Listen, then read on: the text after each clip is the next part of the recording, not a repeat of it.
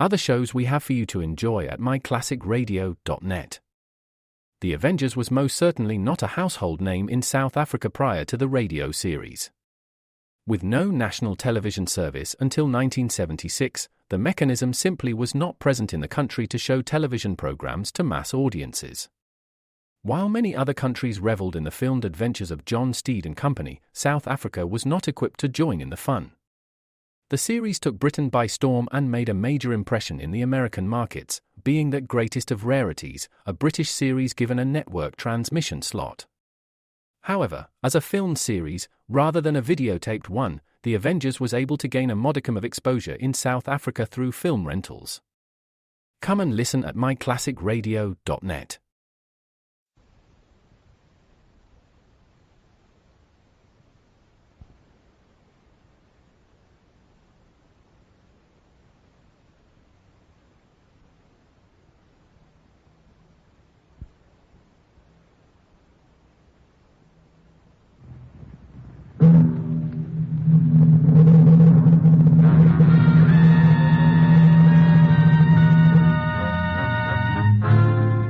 Dangerous Assignment, transcribed starring Brian Donlevy as Steve Mitchell.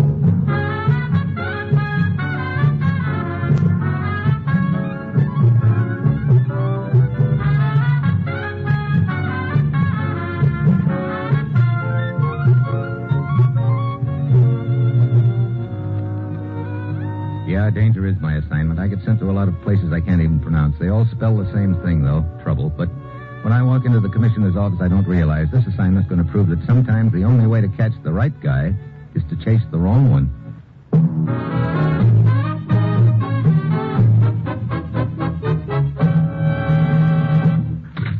Morning, Commissioner. You sent for me? Steve, ever hear of a gent named Karen? Karen? Sure. He ran a river taxi, ferried the souls of the dead across the river Styx. He was in Greek mythology. This one's in Mexico City. Come again? Mr. Karen, he calls himself. He's a cold-blooded killer, Steve, an assassin for hire, been mixed up in half a dozen international murders, and has given us nothing but trouble during the past few years. I want you to go to Mexico City to find a man named Felipe Alvarado.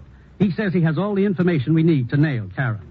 Alvarado's been playing a game of hide-and-seek with us. He wants to make a cash deal before he does any talking. For $50,000, he'll put the finger on Mr. Karen. So it's up to me to find him and convince him we don't do business that way. Real cinch. Get to Alvarado. Get the evidence we need to nail Mr. Karen. But don't waste any time. If Mr. Karen hears of the deal, he'll be looking for Alvarado, too. Or you. Well, that's it, Steve. You've got your assignment. Good luck.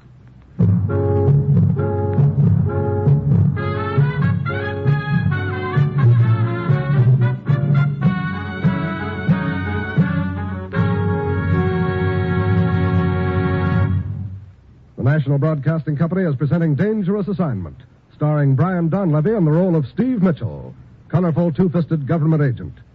At all those places of the world where danger and intrigue walk hand in hand, there you will find Steve Mitchell on another dangerous assignment. One of the most important functions of a radio network is the quick dissemination of news. When you listen to the NBC radio network, you can depend upon expert news reporters, analysts, and commentators to bring you all the important news whenever and wherever it happens. And you can depend upon NBC for full coverage of all major news events. At home and overseas, NBC employs reporters in all of the important news-making cities of the world. And via the worldwide facilities of major news-gathering agencies, NBC can give you important news flashes as soon as they're received. So when you want the best radio news coverage, be sure to set your radio dial to this NBC station.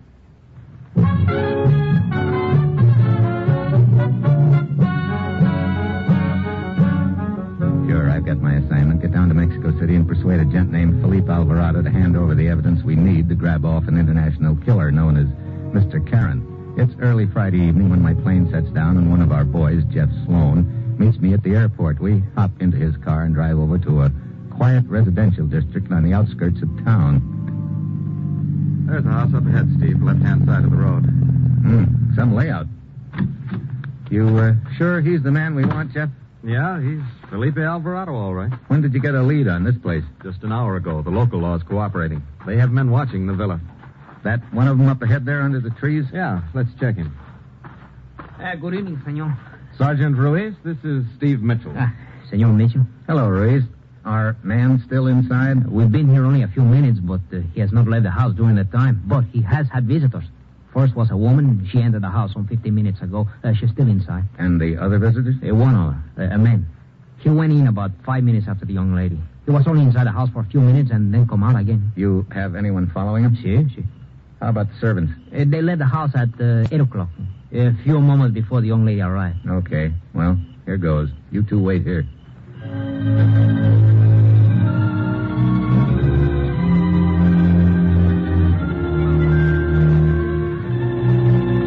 I move across the road, push open the heavy iron gates, hurry up the path to the front door of the villa, and I lean on the bell.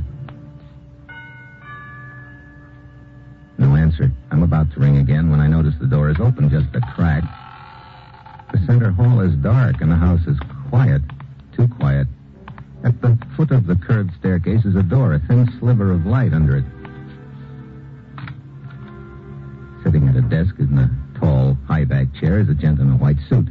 There's a surprised expression on his face, frozen there. He doesn't bat an eyelash. He can't. Steve, what is it? Looks like Mr. Caron beat us to it, Jeff. What? Holy smokes, it's Alvarado. Dead, all right. Strangled. Cord wrapped around his neck. And look at the room, the shambles. Somebody gave this place a fast frisk. Including Alvarado. Look, his pocket's been turned inside out. The wallet's gone, too. Yeah, and probably whatever evidence he had on Mr. Caron is gone, too. Come on, let's have a look around. That lady visitor Ruiz mentioned must still be... Hey, wait a minute. What is it, Steve? Thought I heard a noise. Sounded like it came from... Yeah, door to the next room is partially open. Hey. Oh, great. Oh, Steve, is she? No. She's coming around. Oh. You okay, miss? Oh, my head. Take it easy now. Oh, my head. What happened? I was just going to ask you that. I was sitting there in the chair by the telephone. I heard someone come in. I started to get up and turn around. Something struck me on the side of the head. You didn't see who it was? No, it happened so quickly. Steve, look over there. The French windows are open. Killer could have gotten out that way. Killer? There's been a murder, miss. Senor Alvarado. Alvarado? Who is he? You don't know? Should I? Yeah, sort of. He happens to live here. Look, who are you, and what are you doing here? Oh, I am Maria Montalba. I came to the house to use the telephone, to call the garage down the road. You see, my car is stalled not far away.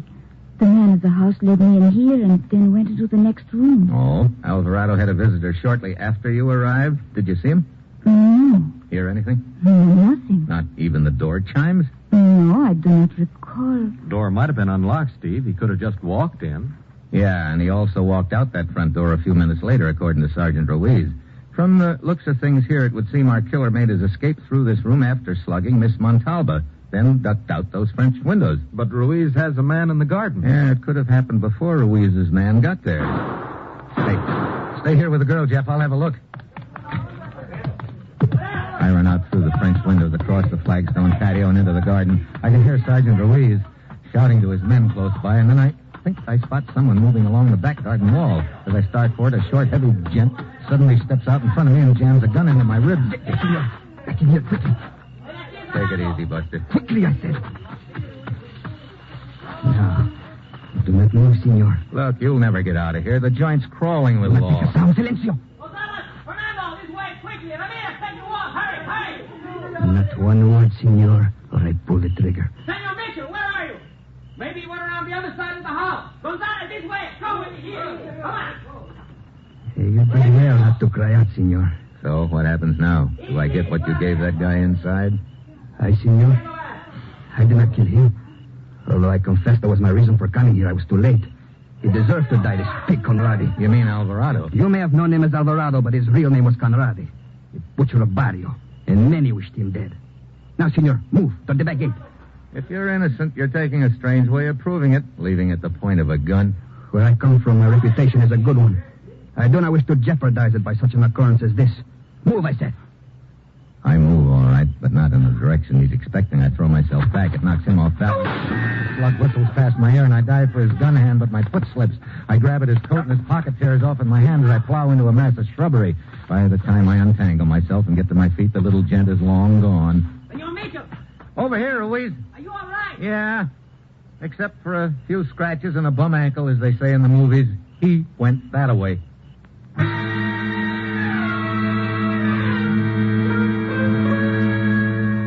Ruiz takes off after him. I spot an envelope on the ground with the torn pocket. It's addressed to a Senor Vasquez in a South American city. I went back to the house, fill in Jeff on what's happened and what I want him to do. Then I put in a call to police headquarters. 10 minutes later, a gray-haired, wiry little gent named Captain Estacio shows up, and I take him into the room where the dead man is. Yes, there's a great deal. Yet I would recognize him anywhere. This is Enrico Conradi. Otherwise known as the Butcher of Barrio. Who was he? An evil man, Senor Mitchell. A most evil man. One of the most hated men in South America.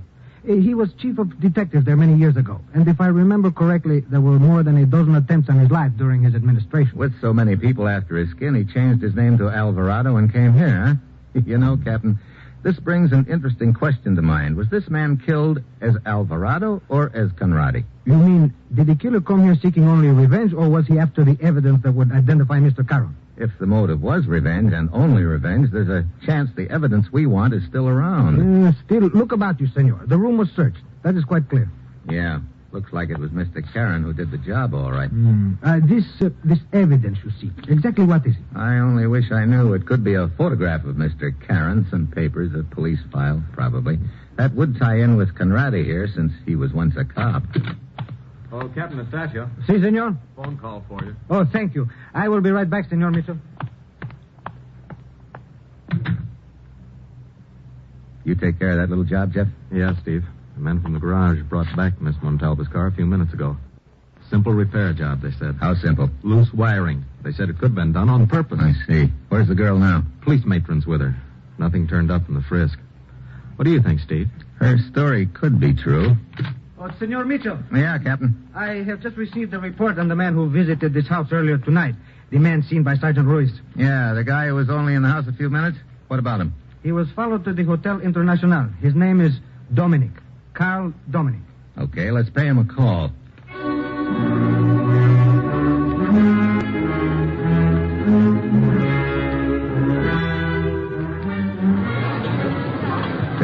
Later, Captain Estacio and I walk into the lobby of the Hotel International.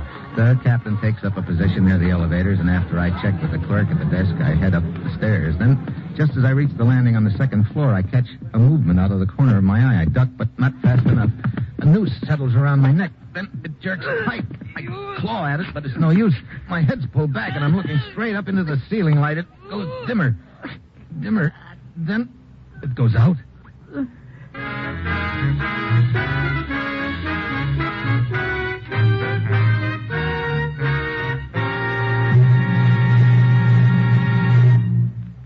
Steve Mitchell will continue his dangerous assignment in just a moment.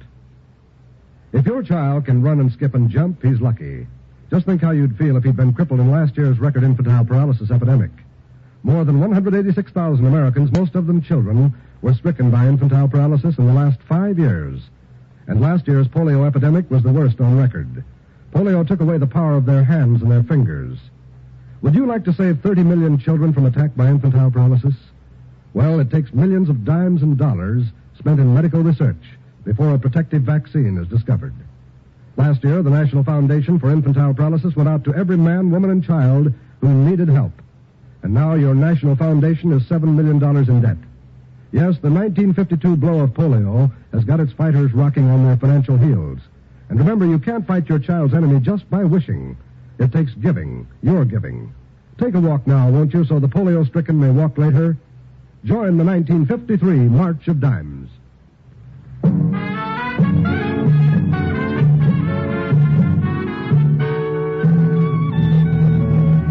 Now back to Dangerous Assignment and Brian Donlevy as Steve Mitchell.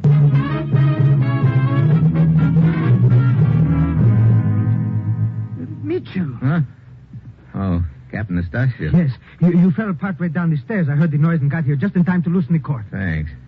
Did you see anybody around when you ran up to me? No, the hall and the stairway were quite empty. You were on your way to Carl Dominic's room at the time? Yeah, could be he gave me a little reception. In that case, senor, I suggest we return the visit at once.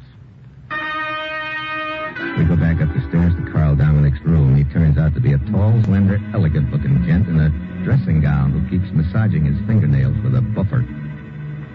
Dominic, earlier this evening you visited a villa on the edge of the city. Of course. The villa of Senor Alvarado. Why did you go there? To discuss a small business deal. Oh? My card, Mr. Mitchell. Carl Dominic Fine Perfumes. You see, Senor Alvarado had expressed a desire to enter into a business of some sort, so it occurred to me that he might like to take a whirl at the perfume trade. I see. And that was the matter you discussed with him? No. Oh? After all, Captain, one cannot carry on a very intelligent discussion with a dead man. I see. Your story is that Alvarado was dead when you arrived? Of course. Quite a nasty sight. You left the house at once? Indeed. Post-haste, as the expression is. And without reporting the matter to the police? Slight error of judgment, as I now realize. Why didn't you report it? Well, as I told you, I am in the perfume business, and this affair, forgive me, did not smell too good.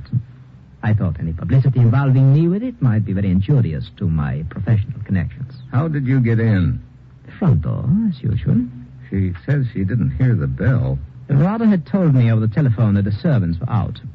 He said he would leave the door unlocked for me, and it was. I did not need to ring the bell. I see. Senor, are you expecting a visitor? Why, no. No, I will see who it is. Just sit still, Dominic. I'll go. But very well. Oh, bellboy. See, these were ordered for this room, senor. Oh, okay, I'll take them. Here. Gracias, gracias. So, here we have a tray, a cocktail shaker, and 3 martinis, Captain. Very interesting. I thought you weren't expecting visitors, Dominic. I meant any more visitors, gentlemen. You see, I was expecting you. Indeed. Yes, indeed. As I was leaving Alvarado's villa, I saw a policeman following me. I knew it would be only a question of time before I received a visit from the police. Got all the angles figured, haven't you? In my own modest way. Suppose you try an onion in your martini, or would you rather have a stuffed olive? Suppose you try a stuffed olive. We're leaving. Come on, Captain.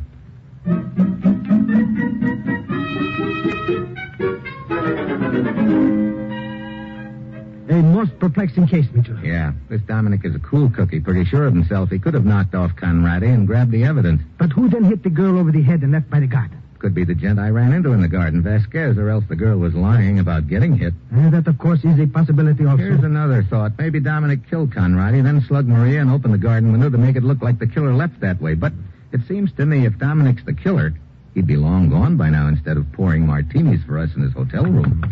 Oh, come in. Oh, Sergeant Ruiz. Senor Mitchell, the man you encountered in the garden outside Conradi's villa. Vasquez, what about him? The letter you tore from his pocket gave us his home address in South America. We investigated and found he's a prominent citizen of the same city where the dead man Conradi used to be chief of police. Oh? From what we could find out, apparently there was a scandal involving Conradi and Vasquez's wife. I see, Captain. That looks like that sort of takes Vasquez off the hook. Yes, his motive would have been clearly revenge, yet Conradi's killer tore the room apart looking for evidence on Mr. Caro. Well, I guess that brings us back to the girl again. But, Mitchell, bear in mind that at the time the killer made an attempt on your life with that noose at Dominic's hotel, the girl was being held here at police headquarters. Yeah, but it is possible she's working with the killer. She may have gotten into Conradi's villa with her story about a car breakdown so she could open the window and let the killer in. Look, why don't you release her and let me tail her? Right now it looks like she's our only lead.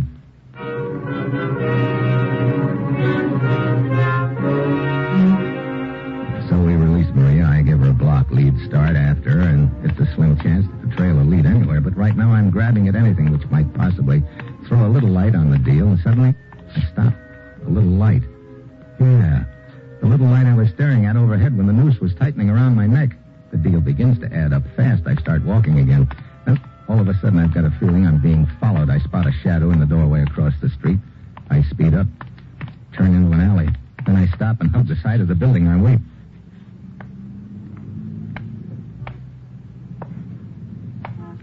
Pretty soon I hear someone easing closer. Then he turns into the alley. I spot the gun in his hand, gleaming in the moonlight. I grab for it. Get back! Let me have it. Let go. Oh! Thanks. Yeah, just what I thought. My little friend Vasquez from the garden. It figured to be you. What do you mean? Dominic's taller than I am. You're the only short one in the deal. A little guy from behind me would have to pull down on the noose. That forced my head back, and that's how come I was staring up at the light overhead when I blacked out. I had no choice, senor.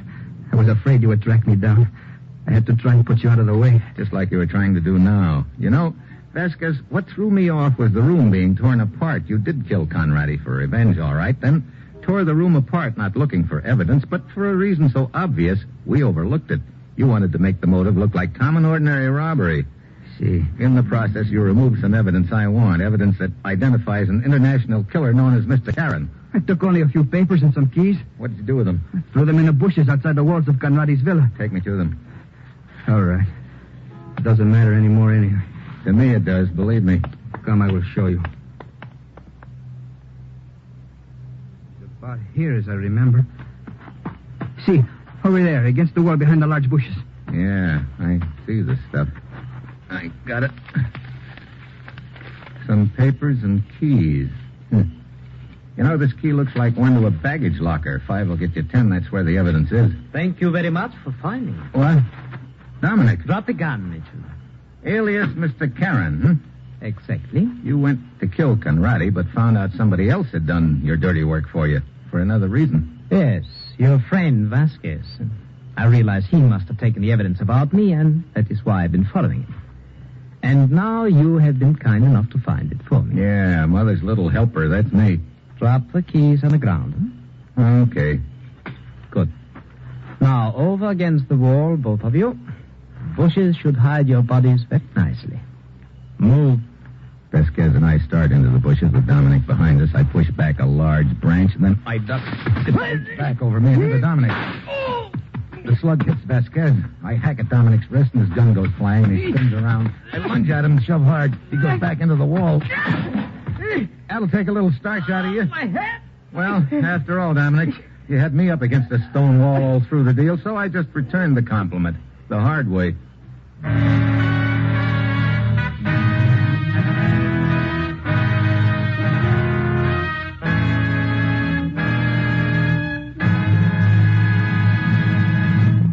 Our star, Brian Donlevy, will return in just a moment.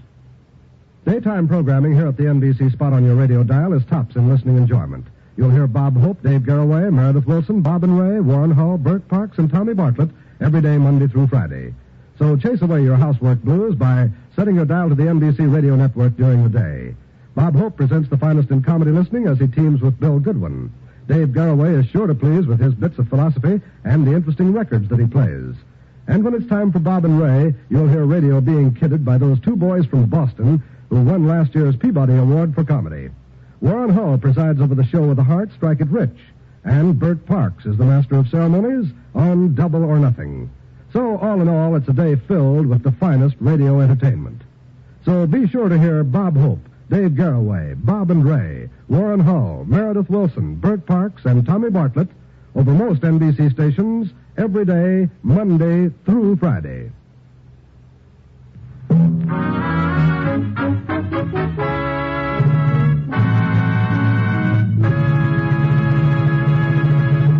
Next week, Grease. A 3-way chase. The guy in the front, the guy behind, and me. Right in the middle. That will be Steve Mitchell's Dangerous Assignment next week.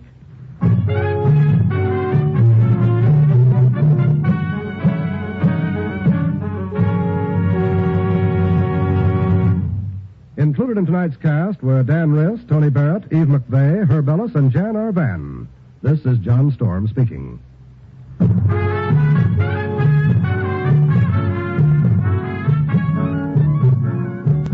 Dangerous Assignment, starring Brian Donlevy in the role of Steve Mitchell, with Herb Butterfield as the commissioner, is written by Bob Reif and Adrian Jondeau and is directed by Bill Karn.